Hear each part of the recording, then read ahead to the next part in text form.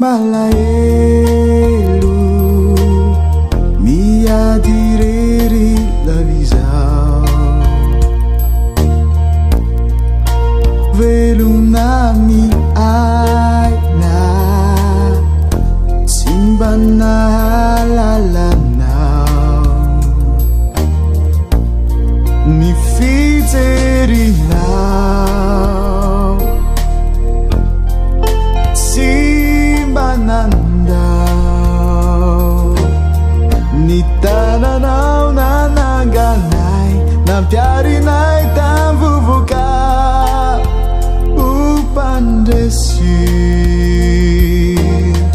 ny antsonao na baboay fenoery fiarovana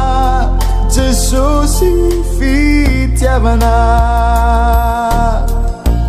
inty zao pirenireny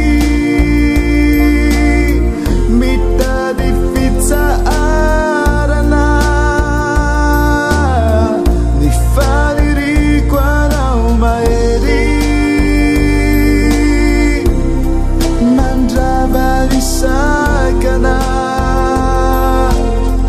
fijerinao nanefiay olombavao Jesosy fitiavana fijerinao nanefiay olombavao Jesosy fitiavana